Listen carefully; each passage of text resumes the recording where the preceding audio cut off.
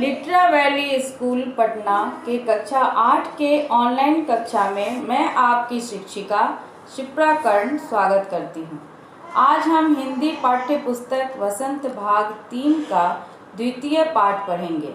इस द्वितीय पाठ में हम लाख की चूड़ियाँ नामक कहानी पढ़ेंगे, जिसके लेखक हैं श्री कामता नाथ। आइए इस पाठ के व्याख्यान भाग 2 की शुरुआत करें। आइए इस पाठ को पढ़ते हैं। सारे गांव में बदलू मुझे सबसे अच्छा आदमी लगता था, क्योंकि वह मुझे सुंदर सुंदर लाख की गोलियां बनाकर देता था। मुझे अपने मामा के गांव जाने का सबसे बड़ा चाव था। यही था कि जब मैं वहां से लौटता था तो मेरे पास ढेर सारी गोलियां होती, रंग बिरंगी गोलियां जो किसी भी बच्चे का मन मोह लेती। यहाँ चाव का अर्थ है शौक। इसमें मुहावरे का प्रयोग हुआ है मन मोह लेना, जिसका अर्थ है मन को अच्छा लगना।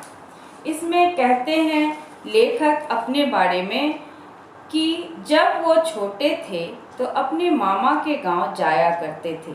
लेखक को गांव में बदलू सबसे अच्छा लगता था, क्योंकि बदलू मामा उन्हें लाख की रंग बिरंगी गोलियां बनाकर देता था। गोलियां काफ़ी मनमोहक हुआ करती थीं।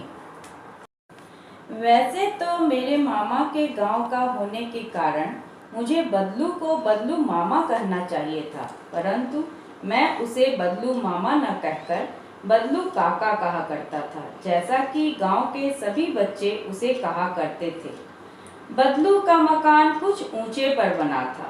मकान के सामने बड़ा सा सहन था, जिसमें एक पुराना नीम का वृक्ष लगा था। उसी के नीचे बैठकर बदलू अपना काम किया करता था। बगल में भट्ठी दहकती रहती, जिसमें वह लाख पिघलाया करता। यहाँ पे इस पाठ में आप देख रहे हैं कि सहन का अर्थ होता है आंगन, लाख का अर्थ है मोम जैसा पदार्थ या चपड़ा।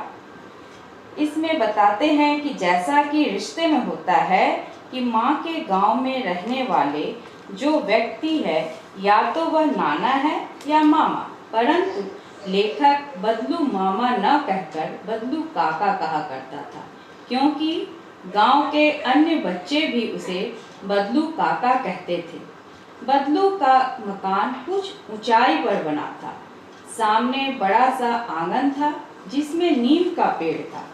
उसी के नीचे बैठकर पास ही भट्ठी थी, जिसमें लाख को पिघलाया जाता था। सामने एक लकड़ी की चौखट पड़ी रहती, जिस पर लाख के मुलायम होने पर उसे सलाख के समान पतला करके चूड़ी का आकार देता।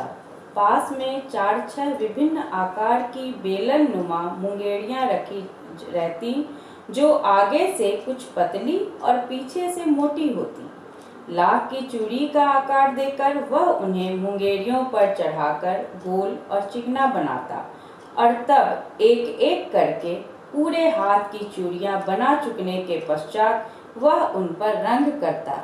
यहाँ चौखट का अर्थ है लकड़ी का चौकोर टुकड़ा। सलाख का अर्थ है धातु की छड़।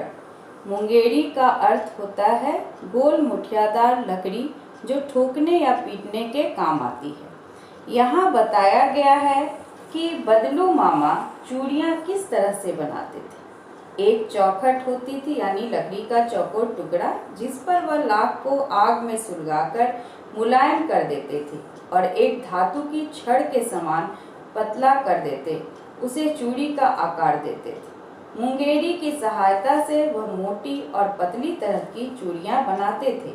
लाख की चूड़ी को आकार देने के बाद उन्हें रंग बिरंगे रंगों से सुंदर बना देते, फिर उन्हें मुंगेरी पर चढ़ाकर गोल सुंदर आकार देते। बदलू यह कार्य सदा ही एक मचिए पर बैठकर किया करता था, जो बहुत ही पुरानी थी। बगल में ही उसका हुक्का रखा रहता, जिसे वह बीच बीच में पीता रहता। गांव में मेरा दोपहर का समय अधिकतर बदलू के पास बीतता। वह मुझे लला कहा करता और मेरे पहुँचते ही मेरे लिए तुरंत एक मचिया मंगा देता। मैं घंटों बैठे बैठे उसे इस प्रकार चूड़ियाँ बनाते देखता रहता। लगभग रोज ही वह 4-6 जोड़े चूड़ियाँ बनाता। पूरा जोड़ा बना लेने पर वह उसे बेलन पर चढ़ाकर कुछ क्षण चुपचाप देखता रहता, मानो वह बेलन न होकर किसी नववधू की कलाई हो। बदलू यह कार्य मचिया पर बैठकर करता। यहाँ मचिया का अर्थ है बैठने के लिए छोटी चारपाई। लेखक कहते हैं कि लेखक को बदलू के पास बैठना और उन्हें काम करते देखना अच्छा लगता था। बदलू लेखक को प्यार से लला कहकर पुकारता था। लेखक के पहुँचते ही बैठने के लिए मचिया मंगा देता। इस व्याख्यान के साथ मैंने इस पाठ के कठिन शब्द एवं मुहावरों का अर्थ बताया है, जिसे आप वीडियो को कुछ क्षण रोक कर देख सकते हैं। आइए अब एक बार इस पाठ का सारांश जल्दी से हम जानते हैं। लेखक को उसके मामा के गांव में सबसे अच्छा व्यक्ति बदलू लगता था। बचपन में वह जब कभी अपने मामा के गांव जाता तो बदलू उसे रंग बिरंगी गोलियां देता था। गांव के सभी बच्चे बदलू को बदलू काका कहते थे। यूं तो लेखक को उसे बदलू मामा कहना चाहिए था, पर अन्य बच्चों की तरह वह भी बदलू काका ही कहा करता था। बदलू का मकान कुछ ऊंचे पर बना था। उसी मकान के सामने नीम के पेड़ के नीचे बदलू काम करता था। बगल में बनी भट्ठी पर वह लाख पिघलाया करता था। वह लाख को पतला करके चूड़ी का आकार देता था। एक हाथ की चूड़ियां बन जाने पर वह उन पर रंग करता था।